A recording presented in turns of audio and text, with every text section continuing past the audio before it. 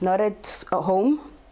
You know, people now on social media are always arguing this thing of your boyfriend can rape you, this not. My first boyfriend when I was 12 years old. 12 years old. And I thought he was actually younger, like 14, only to find out he was 24. He looked young. He was 24? Yes. And you were 12? Yes. He looked young. And by virtue of me growing up, always seeming more matured because of my body, and I thought, no, he's probably my age mate. And he said, no, come to my home. My mom will be there. It's a safe environment. And here am I thinking I can trust him because that's my reasoning, my logic at that time, that this person is not going to harm me. You get that the mom goes away, things turn for the worst, and this happens. And this is funny. People don't want to laugh when I write about this, but they say, it's funny, but I don't want to laugh because I don't want to offend you. I'm like, no, I can only take offense. I didn't give you permission to take that offense. I can take offense to what you say. You don't have to give it to me. If I don't want to accept it, I won't take it. So don't decide for me. I'm telling you, I'm okay with speaking about it. Because here's the thing. I had come to so much freeness within my soul that I can actually speak about how I see the silver lining in everything.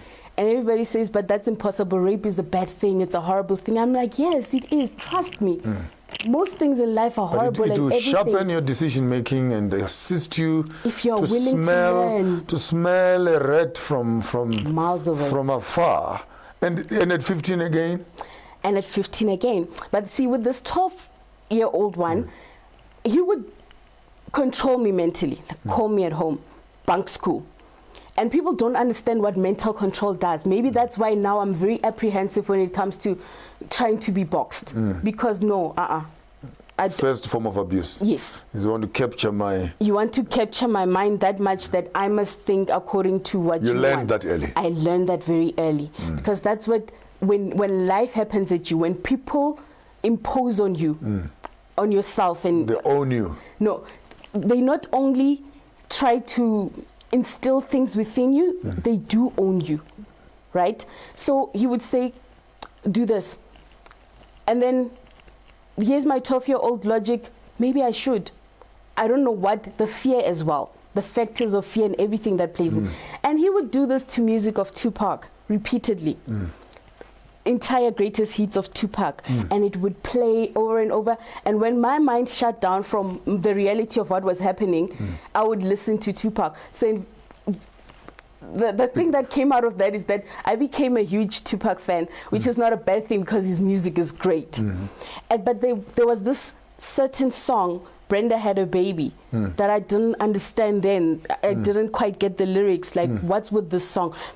I heard all the other great songs and I could sing them word for word, but I couldn't sing Brenda Had a Baby word for word. I didn't even understand what it was saying. But no the matter melody how just captured you. Only now when I'm almost... What does the song say? When I was almost 30 and I went and looked and watched a Tupac documentary, I realized that the song is speaking about a young girl who was abused and sexually abused, and virtue of that she had a baby, and so it was actually speaking to me in that situation, but because I was trying to block the pain, I didn't want to listen. Didn't you hear the brain part? To the you just heard the Brenda and her body and etc. You missed out. Brenda had a baby, but Brenda's got a brain, doesn't have a brain. Yes. Wow. So that was my healing journey. Every time something would happen, but what I love about myself is my resilience. And people like saying, no, don't blow your own horn. I'm like, who's going to do it for me? I mean, I play trumpet, like live. Literally. So when people say, don't blow your own horn, I say, well, but I play trumpet. So if I don't play the horn, who will play the horn? So I bought a trumpet and I play a trumpet, so I blow my own horn. Yes. No, but but nobody will. Yeah. And this is the thing that's also causing a lot of depression, because people are looking for external validation, the same way they were told that they will get external help somewhere in the sky, the way they were always told that things come And externally. they'll blame the devil for such Yes. events. You know, they don't want to take responsibility. Lazy morality, And that's then what I they call say it. the devil caused it to happen, and then this is the beautiful part. God is trying to teach you a lesson, you know, Yes. and all those things. And It's what type of a cruel God will One- take his children? I mean, frankly speaking, with no bad intention. If I should, if my daughter would come and tell me that so and so raped me, for example, Then you, I think I'm a candidate for prison. yes. I'm not buying words. You might have to restrain me and lock me to the chair, but the me part of it will say, hell no, hell no. This has to be dealt with, and I'll deal with it my way. And at 15, And at 15 I was raped by somebody I rejected.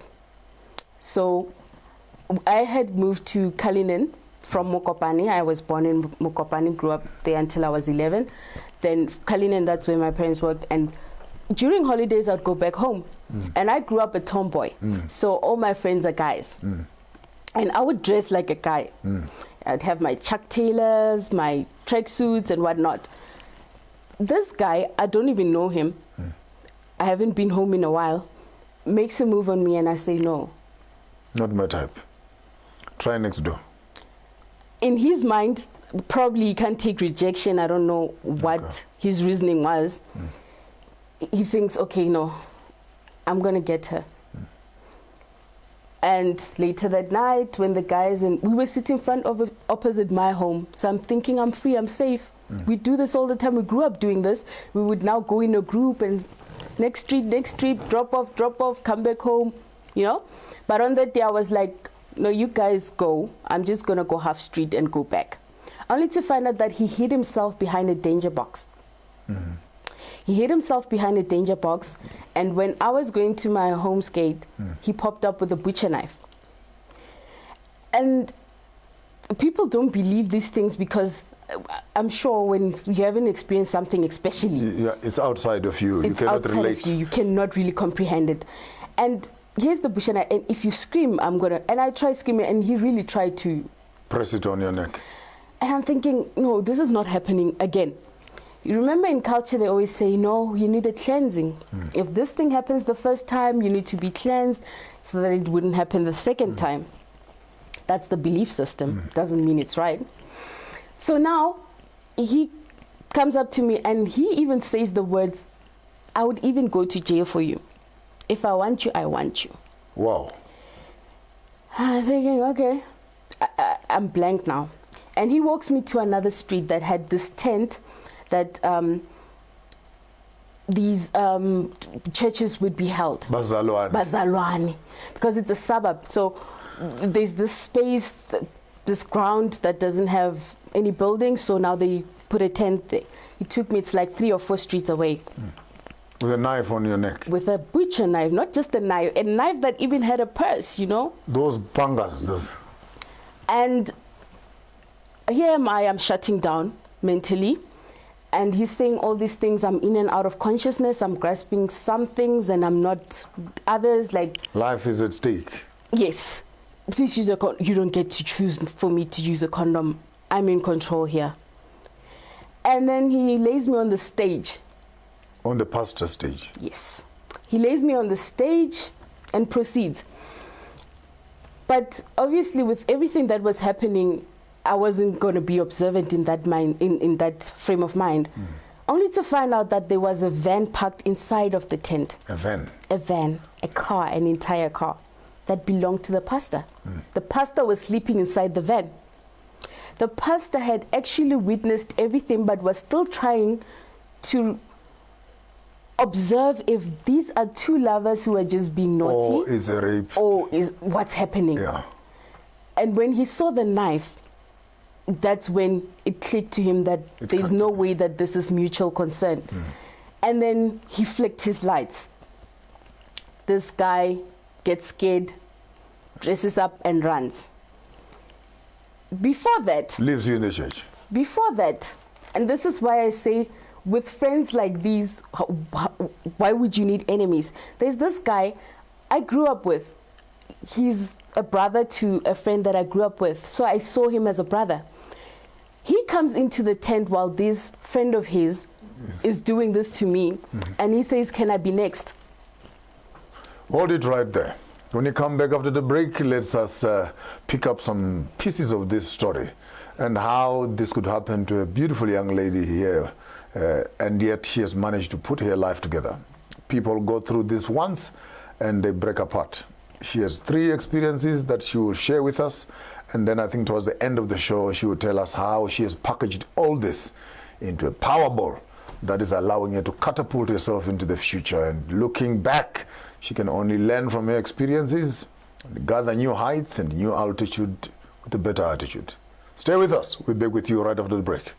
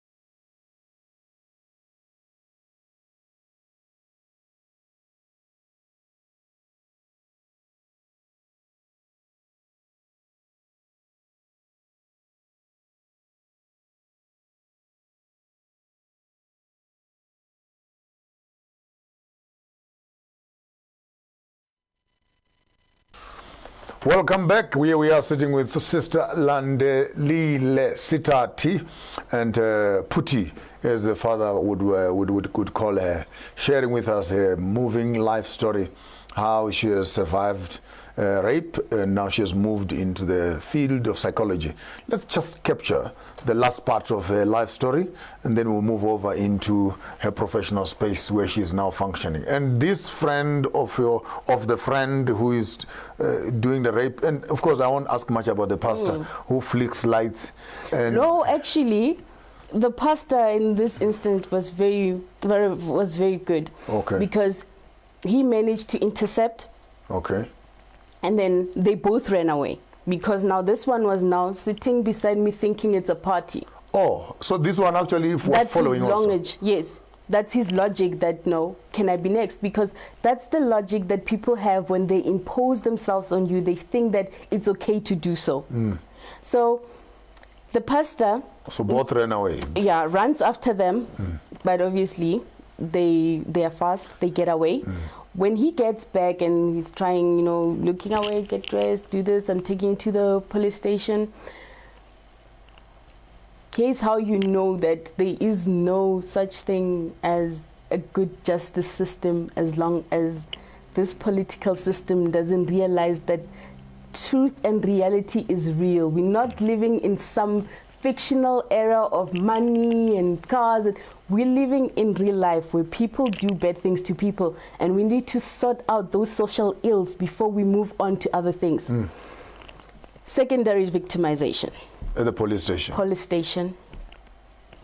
Now, the first police station is in town. Pastor takes me to that one because I live in town. And now, leaves me with a policeman who is now trying to make a move on me. The policeman? Yes. In one night, 3 attempts?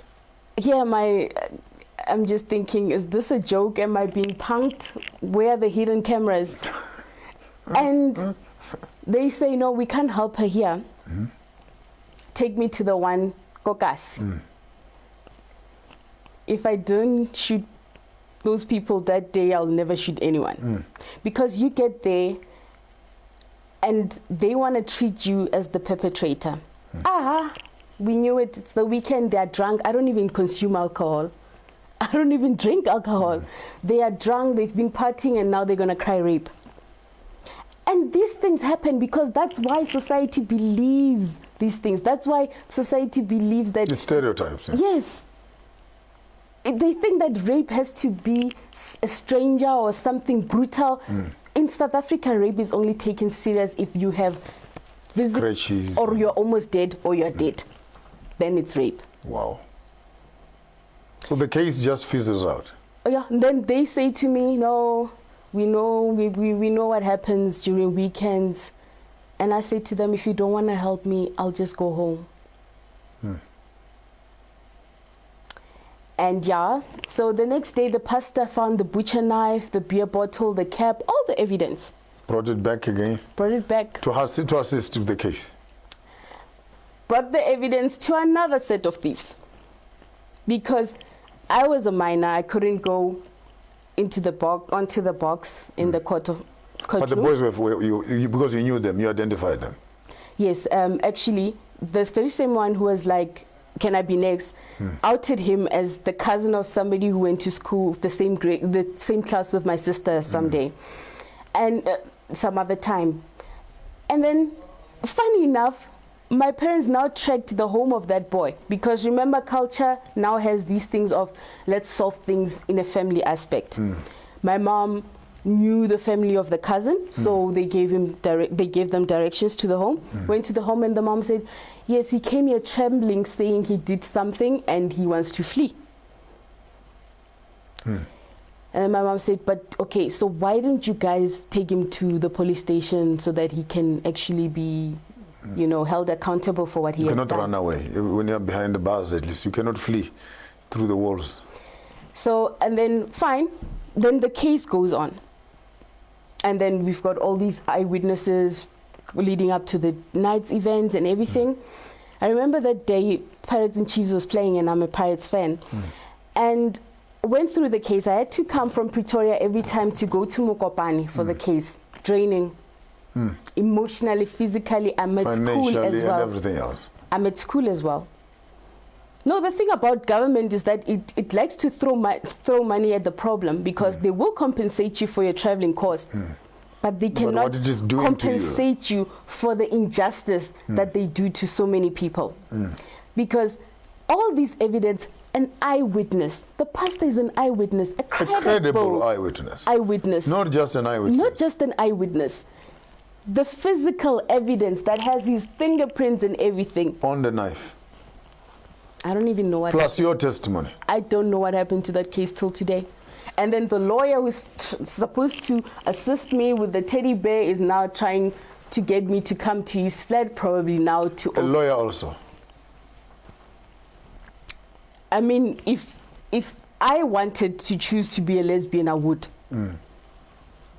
I hear you. Because I would be like, I don't want men near me. And 18 years? 17 is even 17. worse. It was a gang rape and abduction. It's something that's so bizarre out of a movie that even I can't comprehend it today, because I've never physically seen people that you knew? No. Strangers. Strangers. Complete strangers. And when you say your truth, a lot of people, when they can't really quite, no, this can't happen to one person, this, and then they start hearing other people, no, I've been raped 6 times, and only when Oprah says I've been raped continuously over years, it's like, yeah, it's Oprah, I mean, we can believe her. But not you. We can't believe you. Wow. So yes, and at 17, I remember after it happened, and my parents got me. I have very supportive parents, by the way, I might add. I had to go back to school and write my September exams, and then there was the prize giving coming up later that year, and I went and I was getting my prizes, and my mom dropped a tear and she said, I don't know how you do it. old as I am, having lived life and seen whatever I have seen, but I've never experienced half the things that you have at your age, but you still keep rising. Wow.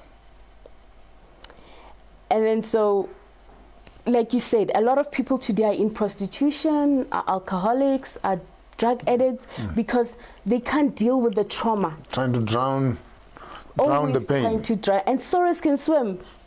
Oh, yeah, that's the hashtag right You there. can't drown sorrows. Come on, guys, put that one down and Sorrows can put it on Mama Setati here. Sorrows can swim. So don't drown in alcohol and other. Sorrows can swim. Very much. Wow. And so such things, when they happen, and then at 18 years, at 16, when I was gang raped on 17, I had found a relationship in this guy, because now I'm living in my own reality and I'm just doing things. Because remember, psychologically, what sexual abuse, whether it's molestation or rape, what it does, it triggers something in you that you were not familiar with. It takes away your innocence, because the innocent you wasn't familiar with such things. You never saw, it's a blind side. You never think of yourself in that space.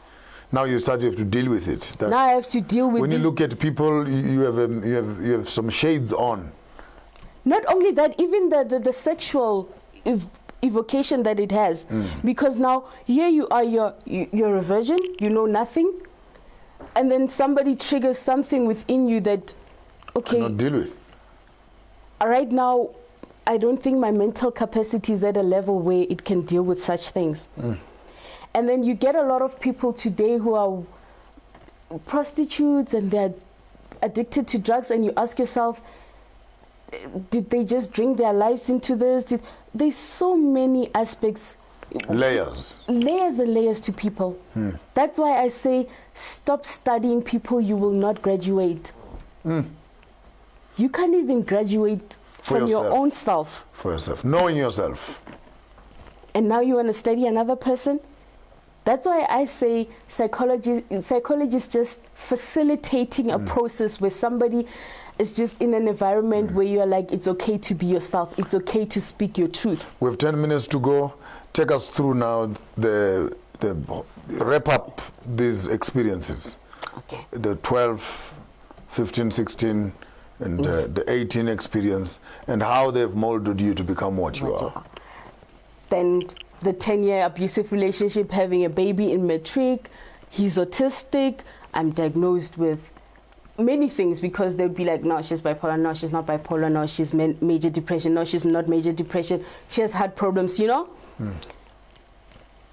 And I used to think that life hated me, like the world hates me, I must be the most horrible person on earth. But in hindsight, I've always known I'm this bubbly person. I'm very happy, jovial. Jovious. I'm very generous. My aura is good. Good energy. I've always known that I have a good aura. So why is this happening to me? Did I attract this? Is this the law of it? And then I realized that no. Bad things happen to good people. Hey, there you go. There you go. But this is after years and years of going back and forth in therapy, and you thinking, no, therapy maybe is not working, but it actually is. It's letting you confront your demons. You see, when you speak your truth, you're confronting your demons. And that's why sometimes, like you said, when people are irritated by what you say, it's probably because of the insecurity within themselves. Whatever demons they're trying to shy away and say, I would never speak about my life. Don't throw them at you. They want to project them on you. I would never speak about my life like that. And everybody's like, why do you feel so comfortable talking about your life like that? I'm like, it's the best freedom I've found. Because I have realized that when I don't have skeletons in my closet, there's nothing for no one to find. And you can put new clothes inside. Exactly. And you're never scared when people come in that direction. I have ample space to put in good things that are supposed to be there, not skeletons that I'm trying to hide and say, if so-and-so knew that this happened to me, how would they feel about me? Hashtag empty the skeletons that are in your closet. Then you can put fresh clothes in there. All the time. Because when you own your truth, your flaws and everything, because now these experiences, are not my flaws. It was things that people did to me. But my flaws would have been dwelling on them so much that they cripple me from living. I would be like, I don't want to go to school, I don't want to go to varsity. I was suicidal a lot and I was depressed a lot, but I worked through it. Now, where are you now? Honors, I'm going to volunteer now to... Honors in psychology? In psychology. Okay. And I'm going to volunteer now because I need practical experience to actually become a qualified counselor. But I have been qualified for a very long time. Okay. It's just the system. You are qualified. You were qualified at 12. You know, you could have sat down with other 12-year-old girls and all say, the time. Come on, guys, let's smell the coffee. Things are not as rosy as they are. When this happens and this happens and this happens, it may lead somewhere there. It might lead. And even at school, I'd have people around me like, tell us, Landi, tell us. And I thought, this is my purpose. Like, I didn't choose psychology because it's a career. I chose it because it chose me. And I just identified my innate purpose to the external. I would like people who are watching us at home there, who might want to have some conversation with you, to have some continuous conversation. By no means have we scratched the surface of 25. How old are you now? I'm 30 now. 30-year-old woman. We cannot summarize that in 1 hour. So maybe share your details, your organizational details, your handles on Facebook, on Twitter, and other programs, and your emails that you are free to share with, where people who are listening out there who could have gone through the similar experience can actually give you the experience that you are looking for, the practicals that you are looking for. My WhatsApp number, because I prefer WhatsApp, it's personal and it's private, it's 071 7917 048. One more time. 071 7917 048. And my Facebook name is Landelile Setati, but I'm sure if you just say Landelile Setati, you'll find it. Okay. And I cannot leave without talking about why I started the company Lamrolong. Lamrolong, let's go for it quickly. Lamrolong, it was to unite people, young people especially, to start thinking of building empires. And unapologetically black empires. And I'm saying this because every other race has this agenda and they are unapologetic about it. But we want to now come and say, no, because of Ubuntu, we can't really. No, we can. Yes, we can. We can. We can. So I gathered young people and I said, in less than 2 minutes that we have right now, your one statement to the Minister of Justice in one sentence. Justice doesn't exist. Your one sentence to the Minister of Police. Useless. Your one sentence to the Minister of Women Affairs. Non-existent. Your one sentence to young men out there who might want to, who are contemplating, who have ideas, such as these young men that went through their experiences with you. Patriarchal propaganda.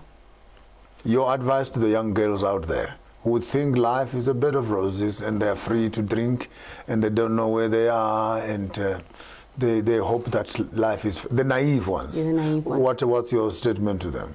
Be a warrior and a queen. Be a warrior and a queen. And to the nation of Africa, what would you say? The truth is within you. Wow. There you have it from our wonderful lady here. I think I must bring her back. I must bring her back again and we pick up some more bones. I don't think we've even scratched the surface of her career as a psychologist now, and would want maybe to hear some perspectives of the struggle within the human spirit and how people go to find their own truths. We didn't even touch the emblems and corners of her moving into ancestral and traditional cultural spaces there. I think there's a part 2. If Yes. the office will take your number, and I think we need to call you back again and we can pick up from where we left. But for today, thank you very much for sharing your story with us. It takes confidence, it takes courage, and we are blessed indeed to have you in our presence sharing these beautiful nuggets. And I hope someone listening at home there, you've gotten something from the program that you can take home with parents, support your children, love them, care for them, and look after them. And fathers out there, do the right thing. Bring up boys, bring up men, bring up responsible citizens. Police officers out there, come on guys, it could be your child. That's all I'm saying. It could be your child, it could be your daughter, and you must be alert at all times. Departments that are out there, such stories. 3 cases later and no justice has been found in the system.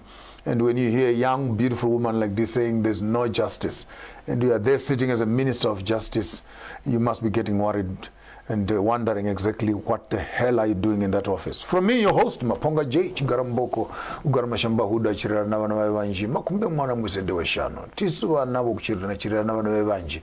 Vana matanga kugara, wanachigara maoke matanda na ora, chiuke chitedza chinotedzera vari kuri vari pedo vanotamana chomutambo uri paro ware. Remit yasose, unopembera na machira machena.